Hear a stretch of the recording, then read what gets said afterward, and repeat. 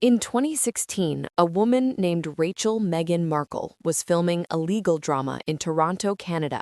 She was an actress, successful, independent, and completely unknown to the British royal family. Just 2 years later, she would stand inside the ancient walls of Windsor Castle in front of millions of people watching around the world and become a member of the most famous monarchy on earth. But what really happened between those two moments? What went on behind the gilded doors? What did the cameras not catch? What were the conversations nobody was talking about? Today, we are going to walk through the full story, from the blind date that started it all to the explosive exit that shook the crown.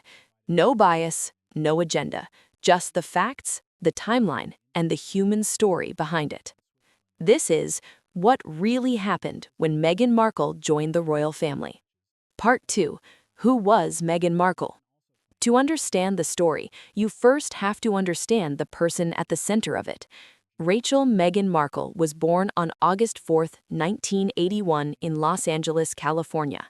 Her father, Thomas Markle Sr., was a white American lighting director who worked on television productions, including the soap opera General Hospital. Her mother, Doria Raglan, was an African-American social worker and yoga instructor. From the very beginning, Meghan's identity was complex. She grew up biracial in a racially charged America, and she spoke openly about the experience of not fitting neatly into a single box, not quite white, not quite black, in a world that constantly asked her to choose. Her parents divorced when she was young, but both remained active in her life. She was educated at Immaculate Heart High School, an all-girls Catholic school in Los Angeles, and later graduated from Northwestern University in 2003 with a degree in theater and international studies. She began her acting career slowly, small TV guest spots, bit parts, years of auditions. She supplemented her income working as a freelance calligrapher. Persistence paid off when she landed the role of paralegal Rachel Zane in the USA Network legal drama Suits in 2011, a role she would play for 7 seasons.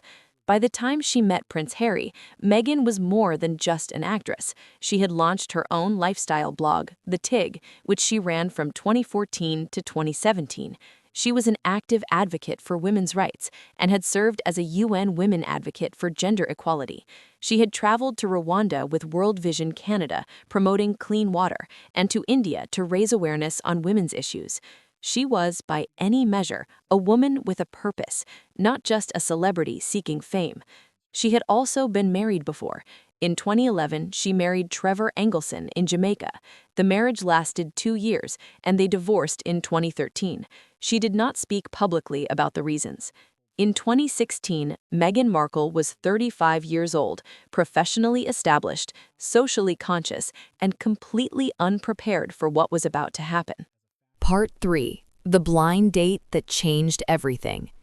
In the summer of 2016, a mutual friend set Meghan Markle and Prince Harry up on a blind date. The exact details remain private. The couple has said they first connected through Instagram and that a friend made the introduction. What we do know is that the chemistry was immediate. Harry himself admitted in their BBC engagement interview that after their first meeting, he realized, in his own words, that he had to step his game up. Within weeks, the two were on a holiday together in Botswana, camping under the stars in the African bush. This trip, Harry later said, was where he knew she was the one.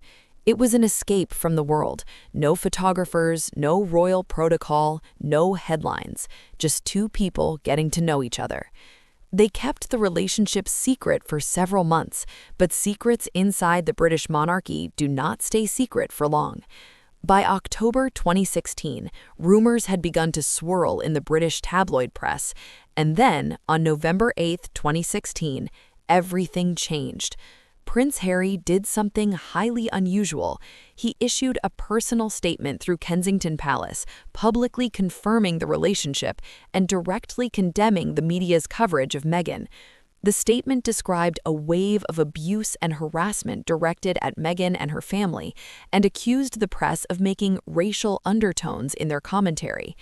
It was a remarkable moment, a senior royal publicly defending a woman he had only been dating for a few months from the very institutions that had historically held power over his family. Prince William followed days later with his own statement of support. The message was clear. Meghan Markle was not just a passing interest, she was here to stay. Part 4. Entering the spotlight. From 9 minutes to 13 minutes. For nearly a full year, the couple kept a low profile. Meghan continued filming Suits in Toronto. Harry continued his royal duties in London. They built their relationship largely away from the cameras. Then, in September 2017, they stepped out publicly for the first time at the Invictus Games in Toronto, the international sporting competition for wounded veterans that Harry had founded. It was a significant choice. Harry was sharing his most personal public project with the woman he loved. The world exploded. Meghan, seated in the stands with Harry, was photographed smiling and relaxed. In that single moment, she became one of the most talked about people on the planet. But behind the public warmth, the private world of royal life was already posing challenges. Meghan quietly shut down her lifestyle blog, The Tig, in April 2017. She retired from acting. She left Toronto and moved to London, into Kensington Palace with Harry. Each of these was a sacrifice, a piece of her former life left behind. On November 27, 2017, Kensington Palace announced the engagement. The world celebrated. The couple sat down for a BBC interview where they described how Harry had proposed at their home while they were roasting chicken. It was intentionally ordinary, a moment of human simplicity in a world of extraordinary ceremony. But even in the joy of that announcement, complications were already gathering. Meghan's father, Thomas Markle Sr., would become a source of ongoing controversy. Days before the May 2018 wedding, he admitted to staging paparazzi photos for payment, and then, following a heart attack, announced he would not attend the ceremony at all. The fallout was public and painful. Meghan walked down the aisle of St. George's Chapel on May 19, 2018, on the arm of Prince Charles, having never been able to have her biological father present at her wedding. And yet, the world saw only the dress, the Givenchy gown, the veil, the joy. Over 13 million Americans tuned in to watch. For a few hours, the complications were invisible. Part 5. Life inside the firm. Life inside the British royal family is unlike anything most people can imagine. There are protocols for nearly everything: what you wear, who you speak to, how you respond to the press, what charities you support, which causes you can publicly advocate for. For a woman who had spent her adult life as an independent activist and public figure, this was a seismic adjustment. For a time, the adjustment appeared to work. Meghan threw herself into her duties. She accompanied Harry on numerous official engagements across the UK and internationally. In September 2018, she published Together, Our Community Cookbook, a collection of recipes from a community kitchen that had survived the Grenfell Tower fire. It became a bestseller. The charitable response was enormous. In October 2018, the couple announced their first pregnancy. In May 2019, their son Archie Harrison Mountbatten Windsor was born. The birth announcement was handled differently from previous royal babies. There was no public hospital appearance, no steps lined with photographers. Harry and Meghan chose a private birth, releasing photos later on their own terms. Some praised this as a modern approach. Others in the British press read it as a slight. The cracks in the relationship between Meghan and the institution were becoming visible. In a 2019 documentary filmed during their royal tour of Southern Africa, Meghan appeared noticeably emotional when asked by ITV journalist Tom Bradby if she was doing okay. Her response was striking. "Not many people have asked if I'm okay. Thank you for asking." She said that survival was a different thing from thriving and that she had been trying to do the former. It was one of the most humanizing moments a member of the royal family had allowed the public to see in decades, and it terrified the palace. Meanwhile, tensions with the British tabloid media had reached a breaking point. In October 2019, Meghan and Harry filed lawsuits against several British tabloids for phone hacking and other invasive practices. The move was extraordinary. Members of the royal family historically tolerated the press rather than challenging it. And internally, away from the cameras, there were reports of tension with other members of the royal household, conflicts over staffing, disputes about protocol. Reports of a rift between Harry and his brother William began to emerge. The two couples, who had once been described as the Fab Four, appeared to be pulling in different directions. Part 6. The Breaking Point. Megxit. On January 8, 2020, without any prior warning to the palace, Harry and Meghan posted a statement on Instagram. It announced their intention to step back as senior members of the royal family and to seek financial independence and to divide their time between the UK and North America. The statement sent shockwaves through the establishment. In the words of commentators at the time, this simply did not happen. You did not resign from the British royal family. You did not post it on social media. Queen Elizabeth II was reported to be deeply hurt. On January 13th, she convened a summit at Sandringham, a rare gathering to address the crisis. In an equally rare personal statement, the Queen expressed both her love for Harry and Meghan and her acknowledgement that the arrangement they sought would need to be formally defined. The outcome, announced January 18th, was described in the media as a hard Megxit.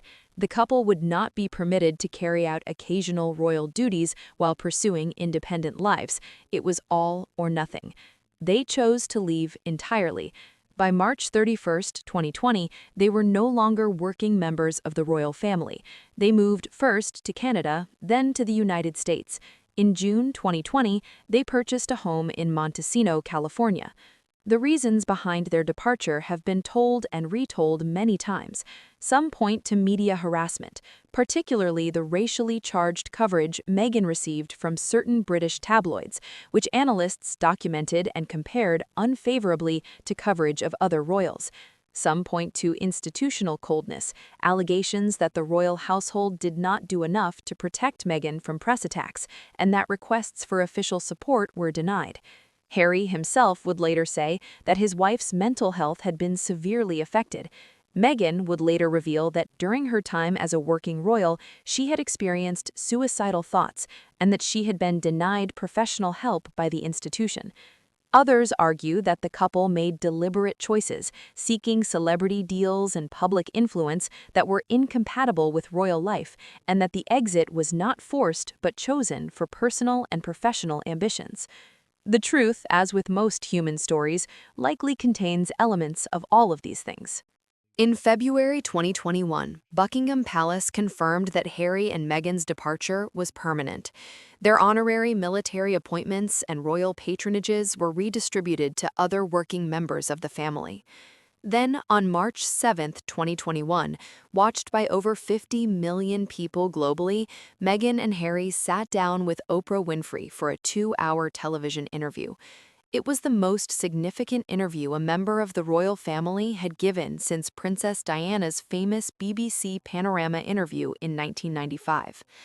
The revelations were staggering. Meghan said that before the birth of Archie, an unnamed member of the royal family had raised concerns about how dark the baby's skin might be. She described being denied mental health support by the palace despite expressing suicidal thoughts. Harry confirmed there had been a significant rift with his father and brother. Buckingham Palace issued a rare response. Recollections may vary. It was an extraordinary and carefully worded statement that neither confirmed nor denied the specific claims. The interview split public opinion in ways that mirrored existing divisions about race, about class, about the purpose of the monarchy itself. In the United States, Meghan received widespread sympathy. In the United Kingdom, polls showed a more divided response. Harry's memoir, Spare, published in January 2023, added further detail, including an alleged physical altercation with Prince William in 2019, claims about palace briefings against the couple, and extensive personal reflections on grief, addiction, and family. The book became one of the fastest-selling nonfiction memoirs in British publishing history. Part 8. What History Will Judge. By 2023, Harry and Meghan's formal separation from royal life was complete. They had lost their Frogmore Cottage residence, their security arrangements in the UK were reduced. The formal ties to the institution were, for practical purposes, severed. They built new lives in California, founding the Arkwell Foundation, producing content for Netflix, signing a deal with Spotify that was later not renewed, and engaging in advocacy work around online safety, mental health, and humanitarian causes. And the question the world continues to ask is this: what really happened? Was Meghan Markle a woman who entered a centuries-old institution with genuine intention, only to find it incapable of evolving to embrace her? Or was the royal family a victim of members who chose personal celebrity over institutional duty?